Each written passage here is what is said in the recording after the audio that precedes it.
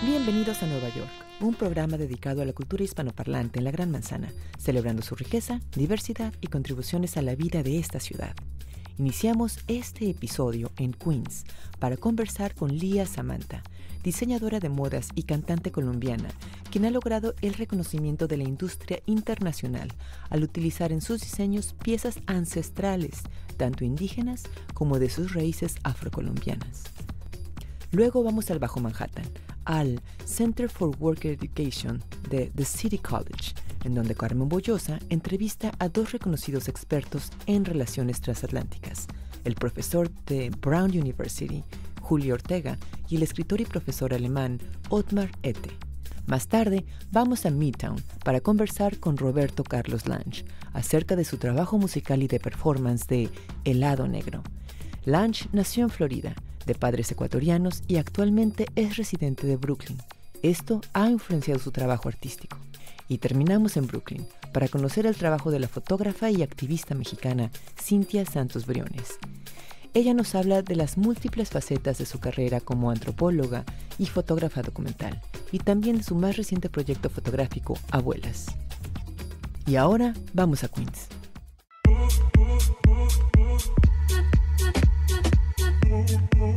En el diseño de la moda empecé desde muy niña. Mi padre es sastre, mi abuela es modista, y crecí viendo a estos dos personajes coser todos los días.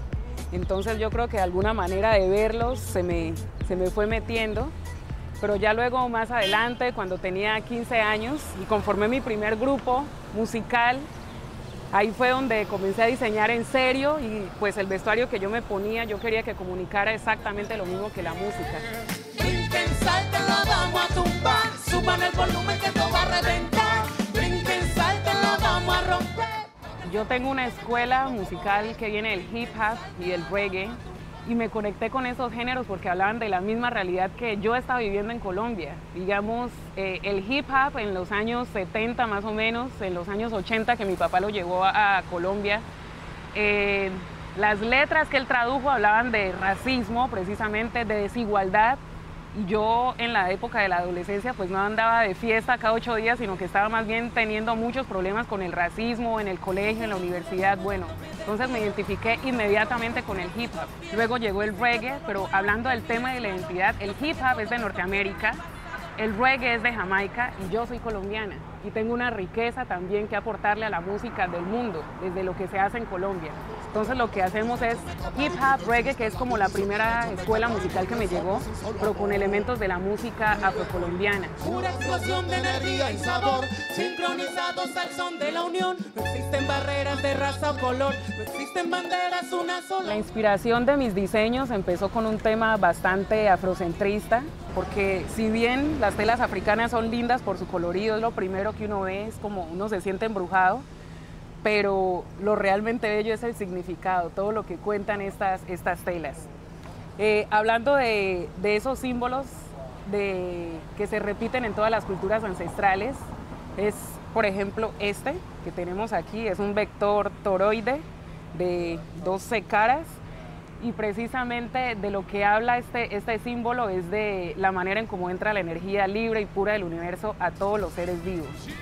En mi más reciente colección tuve en cuenta, fue como un viaje a todas las culturas ancestrales del mundo, en el que se repiten muchos símbolos, en el que se repiten muchos patrones en la manera de vestirse.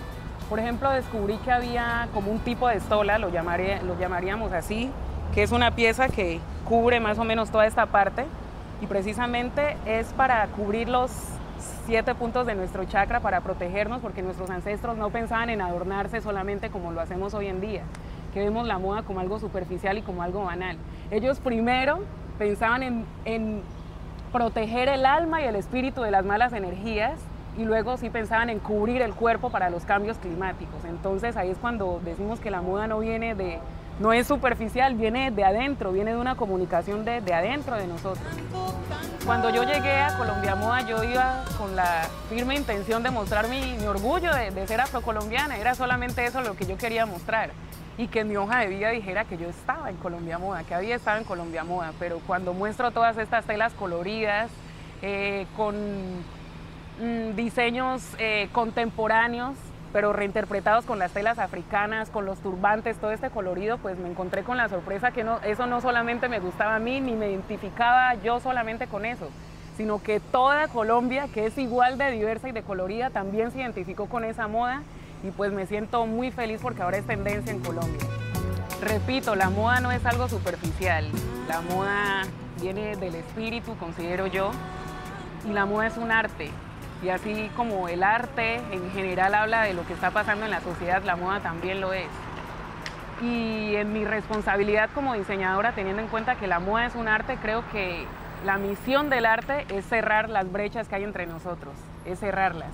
Entonces, cuando las personas me ven afro, diseño con telas africanas, la gente cree que solamente diseño para personas afro, pero no, diseño para todo el mundo, para todo el que se identifique.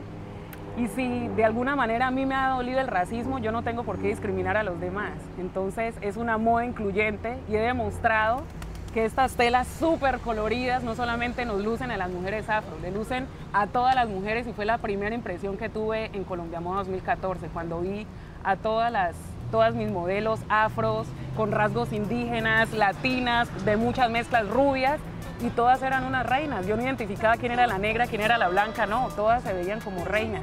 Me encantan las grandes ciudades, me encantan, me siento como en mi esencia cada vez que llego a una ciudad como Nueva York, precisamente por la diversidad, porque se encuentra uno personas de todos los lugares del mundo, y es inspirador mirar a todas partes, ver personas tan diferentes, comunicándose, que se visten diferente, eso es muy inspirador. En este momento me encuentro en la investigación de lo que será mi próxima colección, que pienso lanzarla en el New York Fashion Week 2018, recibí la invitación el año pasado, y en esta nueva colección lo que estoy haciendo es investigar las comunidades afroindígenas de Colombia, investigando sus técnicas, investigando sus tejidos, los procesos, que son lo más importante. Entonces estoy investigando todo ese vestuario que hacían nuestros ancestros antes de que nosotros le llamáramos moda. Toda esa investigación del tejido va a estar presente en mi próxima colección. La fuerza, el Pacífico y los ancestros, raíces.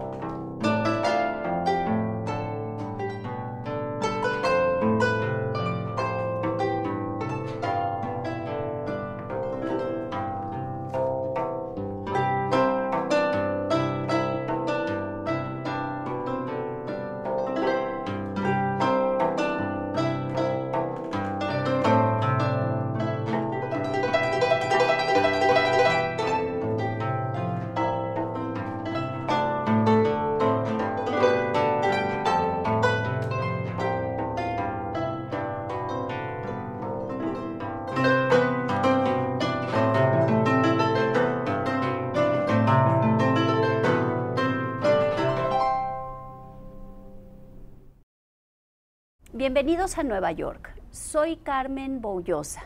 Tenemos hoy dos invitados para conversar con ellos, dos sabios, dos expertos en la literatura de nuestra lengua, dos profesores de dos diferentes universidades que vienen a un encuentro que ha inventado uno de ellos, que se llama Transatlántico.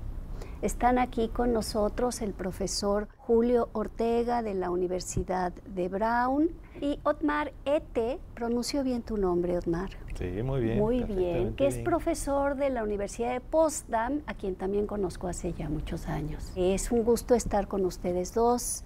Julio, explícanos, por favor, ¿qué es esto de transatlántico? Bueno, para resumirlo, se puede decir que la lectura transatlántica es la mirada atenta sobre nuestra literatura como producida en un diálogo internacional en un escenario más grande que el nacional, que es la que finalmente la constituye como una literatura, digamos, mundial. Y la lectura transatlántica sería eso, restablecer las redes dialógicas del texto literario con varias familias que potencia, postula o inventa, para leerla como una creación nuestra que en vez de ponernos melancólicos, nos hace entusiastas. Eso es una idea hermosa y además nos hace recuperar autores en todo su poder. Pienso el caso de Amado Nervo, que México un poco le cerró los ojos, lo dejó de ver, un autor tan fenomenal. Mar, tú en este encuentro transatlántico has venido con un poeta, escritor, luchador, activista, que trabajó gran parte de su vida en Nueva York. También, sí, es decir, bueno, he presentado a José Martí. Ajá. Y José Martí, que tenía pues su despacho aquí en Front Street y luchando contra Wall Street. Entonces, en este sentido, Nueva York forma parte, por supuesto, del archipiélago cubano, ¿no? O sea, siempre ha habido grandes escritores, Cirilo Villaverde, por ejemplo, aquí en Nueva York. Y Nueva York, entonces, como una isla de ese archipiélago cubano, es al mismo tiempo una isla del archipiélago hispanoamericano. Y entonces Martí, sin Nueva York, nunca se hubiera convertido en el gran teórico de la fase de globalización acelerada que le ha tocado vivir, la expansión militar hacia el mundo caribeño, hacia el mundo hispanoamericano. Lo cual nos lleva directamente a Nueva York. Nuestra pregunta aquí de rigor. Julio, ¿qué es para ti Nueva York? Bueno, hay muchas Nueva York, ¿no? Hay una dentro de otra. Es una especie de arqueología del discurso en realidad. Pero digamos, por ejemplo, Martí tenía tanto pánico del imperialismo americano, porque los congresistas decían que Estados Unidos terminaba en Argentina. El destino manifiesto quería decir no hay fronteras. Y entonces él obviamente estaba espantado de esto y por eso buscó estar más ligado a España. Pero Sarmiento le criticó y le dijo que era españolista. Y Sarmiento prefería seguir el modelo americano. Y lo acusaba a su vez Martí de optar por Estados Unidos, porque Sarmiento detestaba a España. Fue y escribió una crónica sobre la corrida de toros. Es una barbaridad, dice, ¿no? Es una monstruosidad. Entonces se ve cómo estos grandes autores de la época, que son fundacionales, disputan su propia visión del futuro a partir de su experiencia neoyorquina. Bueno, Nueva York hasta cierto punto es una isla en un doble sentido, es una isla mundo, porque reúne prácticamente el mundo entero, como un fractal en el que un modelo del mundo, en el que se reflejan pues todas las influencias del mundo. Y al mismo tiempo, no solamente es una isla mundo, sino un mundo de islas. Se forma parte de ese mundo de islas, está interrelacionado con muchas islas más. Y en ese sentido, Nueva York es, como ya lo dice el nombre, es una isla, pero también nuevas islas, ¿no? O sea que nuevas imaginaciones, nuevas posibilidades, formas y normas para pensar y vivir el mundo. En ese sentido, Nueva York es un desafío y sigue siéndolo, por supuesto. Y esto José Martí lo captó desde el primer momento, ¿no? O sea que también desde la diversidad de lenguas, ¿no? Porque nunca vamos a entender el mundo desde un solo idioma, ni siquiera desde el punto de vista del inglés, ¿no? Sino que es importante, digamos, la traducción, es importante cambiar de perspectivas, ya cambiando de lengua. Él era crítico, Martí también era muy crítico, ¿no? Extraordinariamente crítico. Y era crítico de la migración, que era la política aquí, ¿no? Y también la que siguió Sarmiento, por influencia de Estados Unidos, en Argentina. ¿Cómo puede ser que estemos hablando de algo que parece un debate contemporáneo, ¿no? En esa época venían pueblos de todas partes y eran todos enemigos. Y por eso que la gran metáfora del 19 de Nueva York es las 5 esquinas, que perpetuó para siempre el cineasta Scorsese. Y las 5 esquinas es fascinante como metáfora porque está en varias ciudades latinoamericanas, incluso en Lima, por eso las 5 esquinas de Mario Vargas Llosa, que es que el mapa clásico es armónico, el mapa de la ciudad, y las 5 esquinas es una metáfora del infierno, porque rompe la armonía. Y todo lo que tiene que ver con la ruptura clásica de la construcción de la ciudad es una metáfora del infierno. ¿Y qué es el infierno? La proliferación de las lenguas sin posibilidad de entendimiento, ¿verdad? Entonces eso también aparece en Nueva York en sus orígenes. A través de las fricciones se da la chispa, ¿no? Entonces, eso no quiere decir que no existan contradicciones profundas. Y Nueva York, en ese sentido, es la imagen de esa contradicción. Les agradezco muchísimo. Muchas gracias por esta conversación. Gracias a ustedes por acompañarnos. Este es Nueva York. Soy Carmen Boullosa. Hasta la próxima.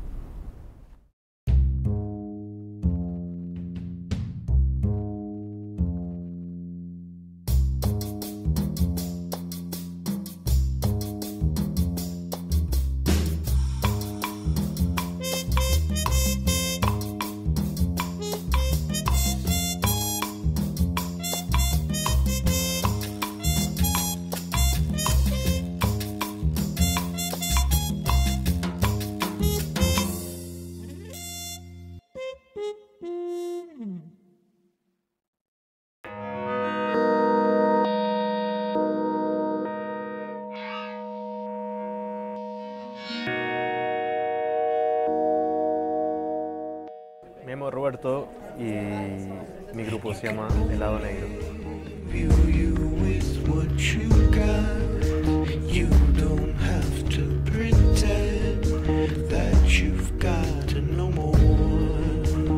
El Lado Negro, saqué el primer disco en el 2009 y yo estaba grabando un álbum y estaba escribiendo para otro grupo que era el último álbum de ellos, que se llama Savas and Savalas. Y yo estaba en ese grupo trabajando en eso y también empecé a trabajar en otro proyecto que se llama El Lado Negro. Y no sabía que se llamaba El Lado Negro. De repente hice un pocotón de canciones que no usamos para eso y saqué el primer disco que se llamaba A.O. y con el sello Asthmatic Kitty.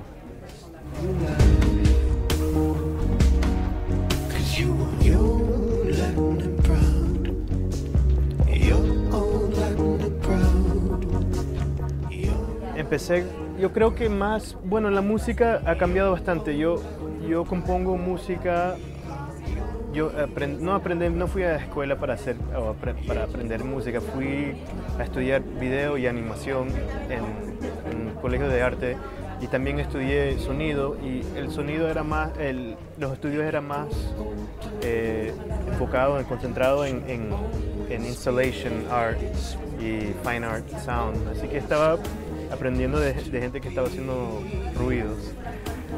Pero también yo siempre era fan de la música de hip hop, y así que aprendí a hacer música en esa forma, ¿no?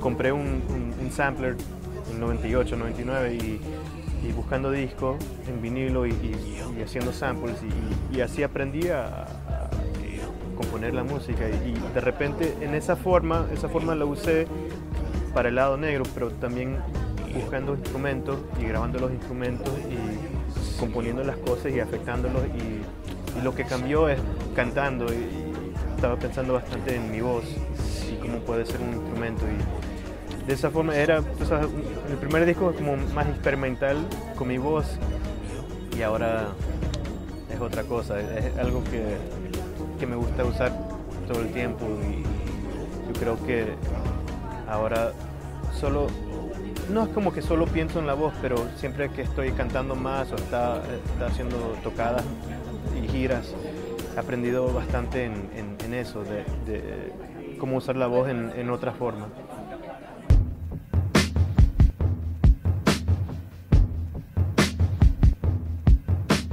My siempre grabo cosas en la casa, pero siempre me olvido cómo hago las cosas. Es como un, no sé qué, I get possessed. Y como que hay otra forma dentro de mi cuerpo y casi no me recuerdo nada. Pero la cosa sí que hago que son consistentes es cuando escribo las palabras o cuando estoy pensando las melodías para las palabras, empiezo a formar como las palabras en phonetic forms, así como que escuchando cómo suena, ¿no? Y de repente ahí veo si es en inglés o en español y saco las palabras en inglés o en español y ahí empiezo a formar la tema de la canción.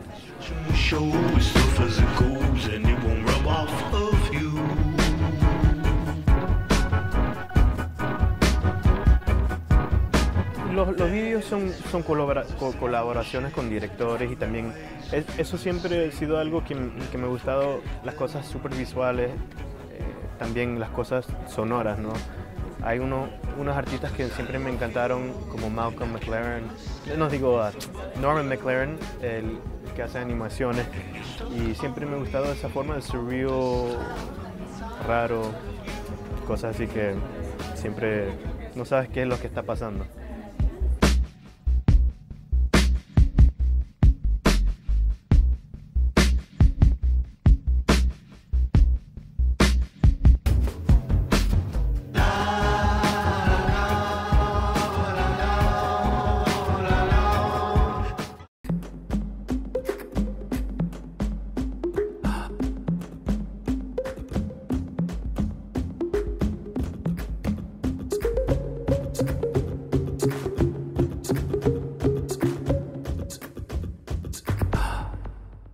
Mi nombre es Cintia Santos Briones, soy antropóloga, fotógrafa documental y organizadora comunitaria en la iglesia de San Jacobi.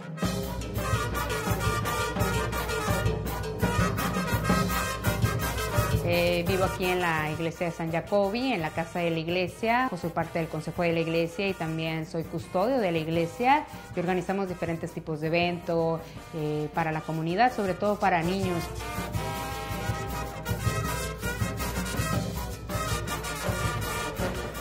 Que también esta iglesia fue en 2012 el primer lugar que de alguna u otra forma apoyó a las víctimas del huracán Sandy.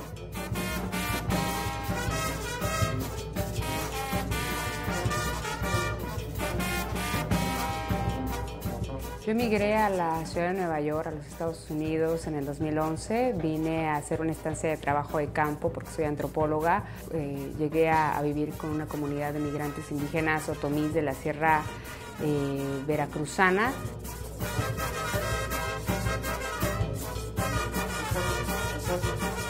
Entonces había estado viviendo ya por algunos años en esa comunidad documentando la migración a este país.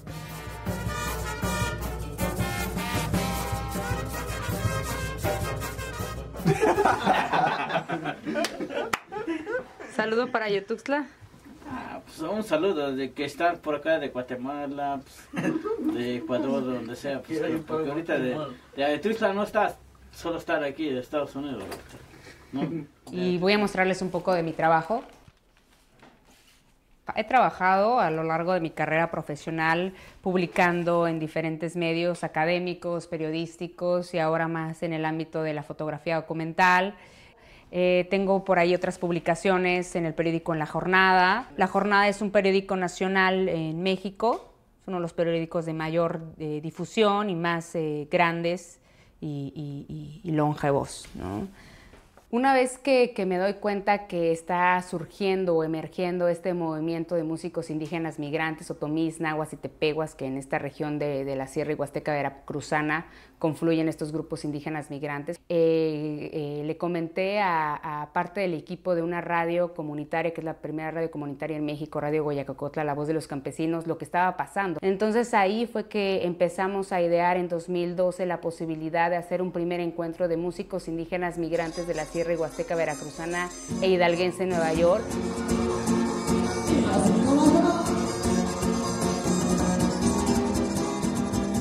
Se fueron formando más bandas de viento y de tríos de huapango que hasta hoy, pues ya muchos de ellos, además de trabajar de carguacheros o en las cocinas o en la construcción, también trabajan como músicos.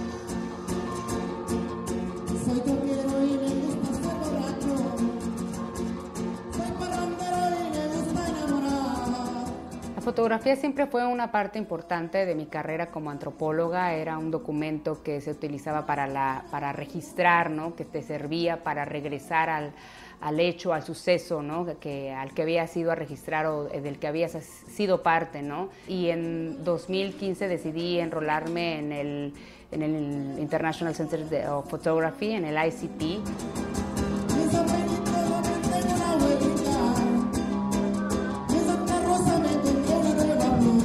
Sí, el proyecto de las abuelas, bueno, empezó con retratos.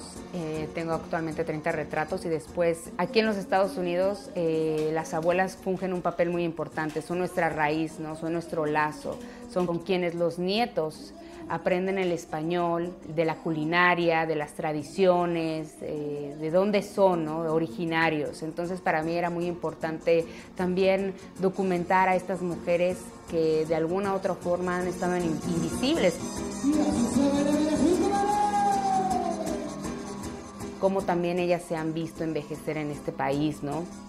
Y desde un punto de vista de ellas mismas, ¿no? Siempre se muestra la narrativa visual, es como el fotógrafo, el periodista o el antropólogo quiere ver a la gente, ¿no? Y aquí era como yo les preguntaba dentro del proyecto de Abuelas, ¿cómo te gustaría ser vista? Imagínate que esta foto va a ser publicada en el New York Times, que pasó, o exhibida en una galería. El proyecto de los retratos gustó mucho, ¿no? A ellas les encantaba cómo se veía, ¿no? Les encantaba que se vieran guapas, hermosas como son, y que también es otra parte, siempre se nos muestra a las mujeres migrantes o a los migrantes en condiciones vulnerables, ¿no? Pese a que tenemos vidas vulnerables, también tienen vidas, también gozan, también hay felicidad, también hay regocijo. Aquí han visto crecer y nacer a sus nietos, ¿no? Aquí han creado vida, ¿no? Aquí han construido sus vidas. Entonces, eso es una parte importante que a mí me interesa decir, ¿no?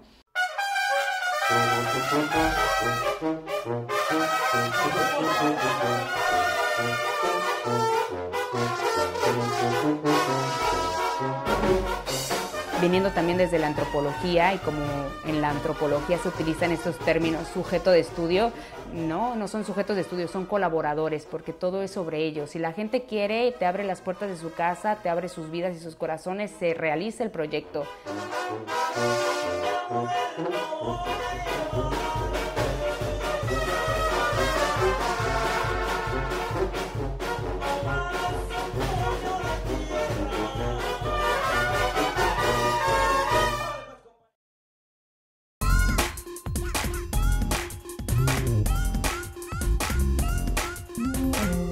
Cada uno de los pueblos de habla hispana en el mundo entero están representados en Nueva York. Contáctanos. www.juni.tv/Nueva York.